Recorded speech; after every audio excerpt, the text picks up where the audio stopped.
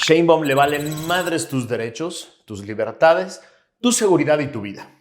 Condolencias y promesas huecas para las víctimas de violencia de su sexenio. ¿Por qué te importa a ti el Estado de Derecho? ¿Qué es un Estado de Derecho?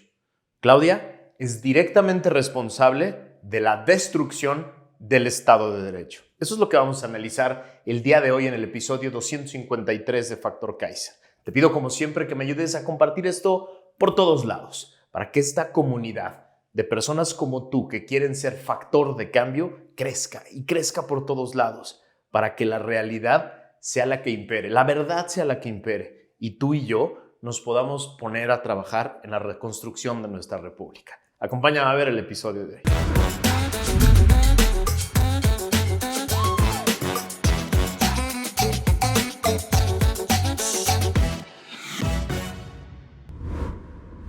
Apenas se cumplen hoy 3 semanas del sexenio de la señora Sheinbaum y los sueños de algunos de que las cosas cambiarían se está desmoronando rápidamente.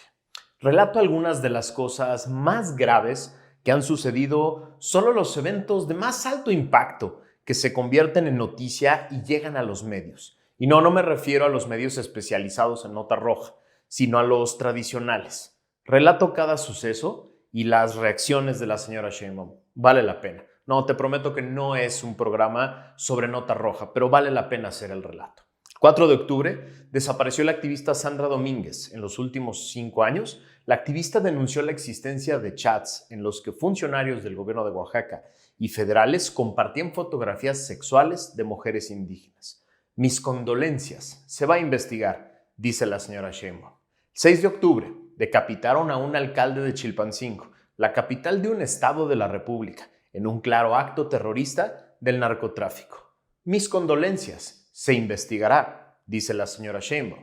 El 12 de octubre, 3 personas fueron asesinadas por militares y elementos de la Guardia Nacional en Nuevo Laredo, Tamaulipas, mientras perseguían a presuntos delincuentes. Las víctimas son una niña de 8 años, un joven de 18 y una enfermera de 46 años. Mis condolencias. Se va a investigar, dice la señora Sheinbaum. El 13 de octubre, la Fiscalía del Estado de Jalisco informó que fueron encontrados 5 cuerpos, presuntamente del género masculino, en la carretera San Luis Potosí-San Juan de los Lagos, en el municipio de Ojuelos. En el informe oficial se lee: corroboraron el hallazgo de 5 cuerpos, al parecer todos corresponden al género masculino, mismos envueltos en bolsas de plástico en color negro.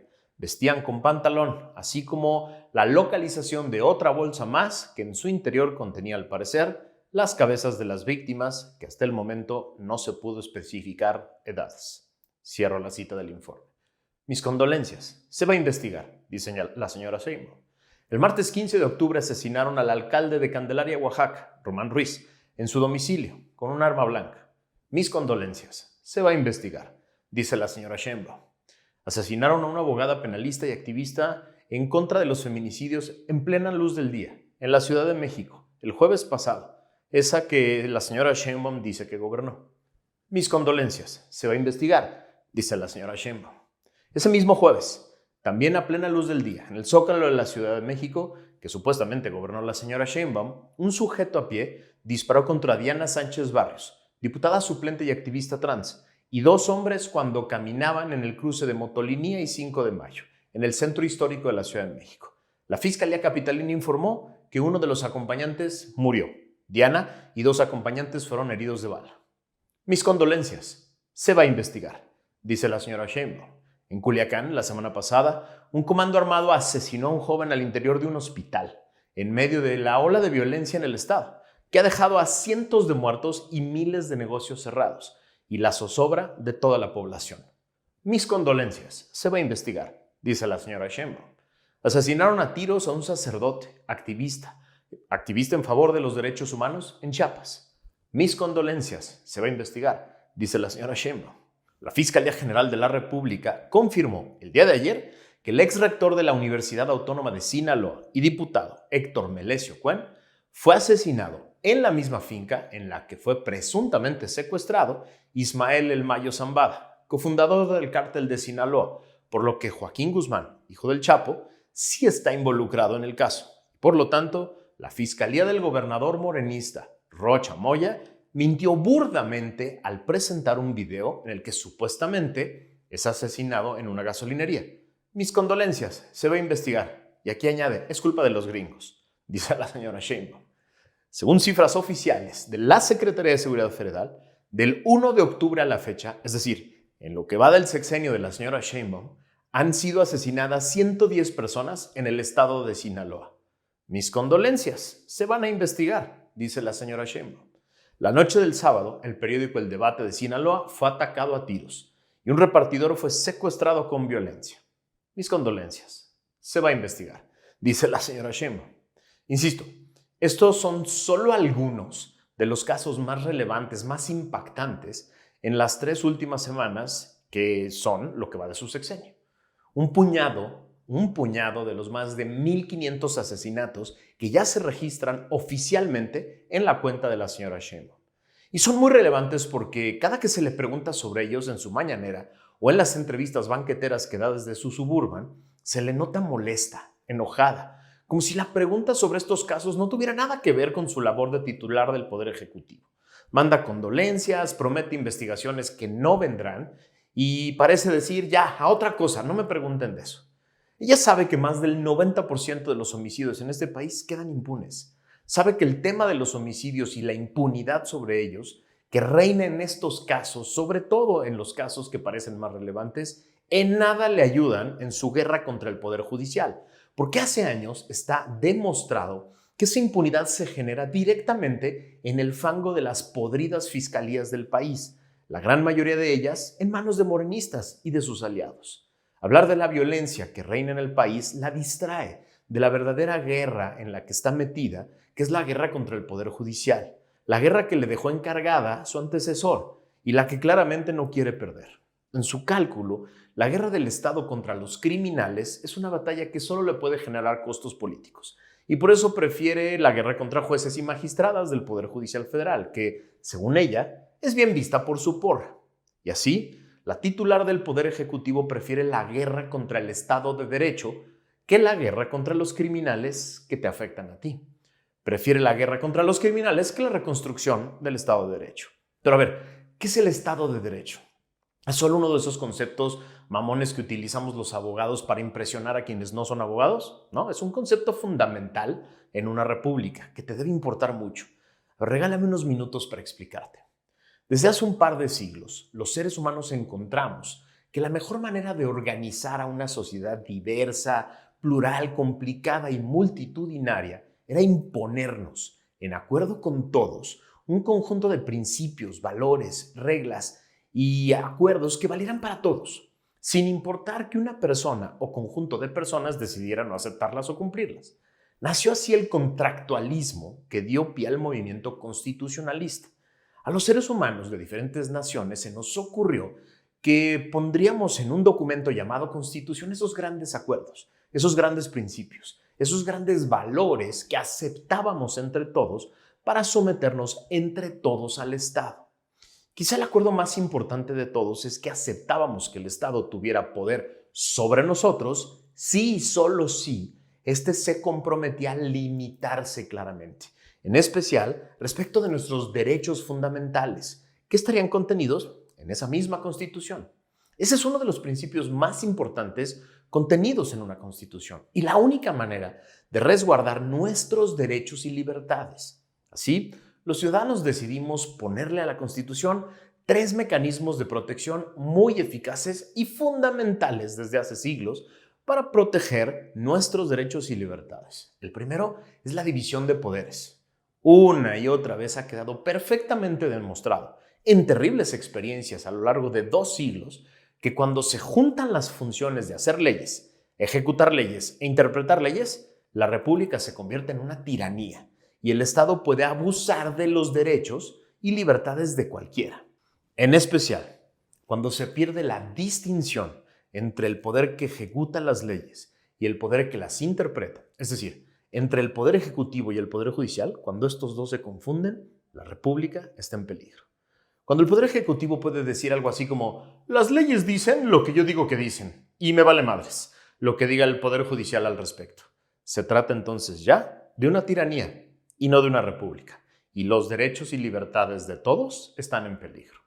El segundo mecanismo de protección de tus derechos y tus libertades frente al Estado es el principio de legalidad, que somete a toda autoridad al principio exactamente inverso de actuación que tenemos tú y yo, que no somos autoridades. Es decir, en una república, tú y yo podemos hacer todo lo que no esté expresamente prohibido, y las prohibiciones que se establecen no pueden violar tus derechos humanos. En cambio, el principio universal de legalidad dice que las autoridades solo pueden hacer aquello para lo que están expresamente facultados. Es decir, las autoridades, cuando actúan como tal, no tienen libertades, solo tienen funciones y facultades, y solo pueden actuar en torno a ellas. Y ese es quizá el mecanismo de protección más importante que tenemos las personas. A ver, déjame te pongo algunos ejemplos. Una autoridad no puede meterse a tu casa sin una orden válida, fundada en leyes que establezcan sus facultades para hacerlo y motivada por hechos concretos y expedida por una autoridad competente. Otro ejemplo, una autoridad no puede privarte de tus bienes sin una orden válida, fundada en leyes que establezcan sus facultades para hacerlo y motivada por hechos concretos, además de expedida por una autoridad competente. Ahí te va otro. Una autoridad no puede cerrar tu negocio o imponerte una multa sin una orden válida fundada en leyes que establezcan sus facultades para hacerlo y motivada por hechos concretos, además de expedida por autoridad competente. Ahí te va uno más. Una autoridad no puede privarte de tu libertad cuando caminas por una calle sin una orden válida, fundada en leyes que establezcan sus facultades para hacerlo y motivada por hechos concretos y expedida por una autoridad competente. Una más.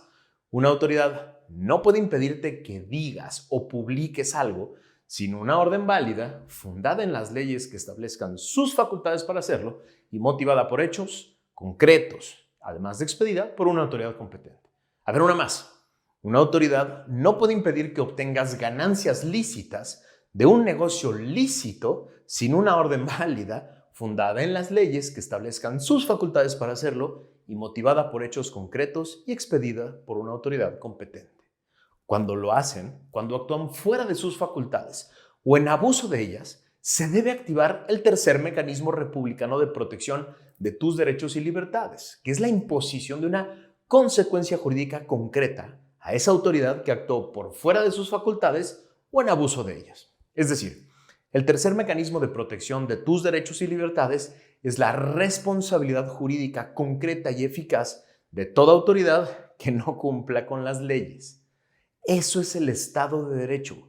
Esos son los tres mecanismos que son la base del Estado de Derecho. Y por eso te importa a ti, ciudadano de a pie. Por eso no es un concepto mamón que invocamos los abogados para hacernos los interesantes. Es un concepto básico que debes entender y que te debe interesar muchísimo. Así, Estado de Derecho es que el propio Estado tenga mecanismos para autorregularse y limitarse para no pisotear tus derechos, pero también que tenga la capacidad de hacer cumplir las leyes a todo ciudadano. Es decir, Estado de Derecho también quiere decir que el Estado tiene la obligación, sí, dije obligación, de cuidar que ningún particular viole los derechos de otro particular. Y así, cuando el titular del Poder Ejecutivo, que es también la jefa del Estado mexicano, renuncia a su obligación de cuidar la vida y la integridad de las personas, la vida y la integridad de todos nosotros, mandando condolencias y prometiendo investigaciones que nunca llegarán, no solo renuncia materialmente a su función más importante, que es velar para que se cumplan las leyes, sino viola el acuerdo básico que surge del constitucionalismo, que es vivir en un Estado de Derecho y un Estado de derechos. Peor aún, cuando además de renunciar a velar por nuestra vida y nuestra integridad, se convierte en la principal promotora del desacato, de la violación de resoluciones judiciales, se convierte en el núcleo y en la causa principal de la crisis constitucional que hoy vivimos. No me vengan con el cuento de que la ley, es la causa de una crisis constitucional. Imagina el mensaje que envía la jefa del Estado mexicano cuando dice que ella interpreta, sin facultad alguna para hacerlo, que el pueblo le mandó cambiar la Constitución a su gusto y que ninguna resolución judicial se lo va a impedir. En modo full Varguitas, de la ley de Herodes, la señora Sheinbaum, acompañada por la nueva líder de su partido y los gobernadores de su partido, dicen, más o menos así en un comunicado: me paso las resoluciones del Poder Judicial por el arco del triunfo y háganle como quieran, porque el pueblo me dio permiso. Imagina la crisis que está provocando la jefa del Estado mexicano al decir que ella solo piensa cumplir las resoluciones que le acomodan, las que supuestamente se acomodan a sus interpretaciones subjetivas del mandato que dice interpretar del pueblo. ¿Crees que alguna vez en la historia haya habido un presidente de alguna república al que le encantaban todas las resoluciones de los jueces? Obvio no. Son adversarios y los jueces están para limitar al Poder Judicial y eso no es bonito. A ver, con esto nos deja perfectamente claras 5 cosas muy importantes que tenemos que ver y comprender. 1. Tu seguridad y la de los tuyos le vale enteramente madres. 2. Tus derechos y tus libertades le valen olímpicamente madres. 3. Está perfectamente convencida de lograr el sueño de destrucción de la República que inició su antecesor. 4. Sus convicciones personales son claramente antirrepublicanas. Y 5. Está dispuesta a poner en jaque al país con tal de cumplir los caprichos de su antecesor. Es momento de hacerla a ella enteramente responsable de esto que sucede en el país. Estoy convencido de que sus intenciones están condicionadas por los caprichos de su antecesor, pero hoy eso vale madres. Hoy la titular del Ejecutivo, la jefa del Estado mexicano, a la que le vale madre tu vida y tu seguridad y que solo manda condolencias, es ella. Hoy la titular del Ejecutivo, la jefa del Estado mexicano, a la que le vale madre el Estado de Derecho y le valen madres tus derechos y tus libertades, es ella. Hacerla directamente responsable de esto es el primer paso de la resistencia. Sí, por eso, viva la resistencia.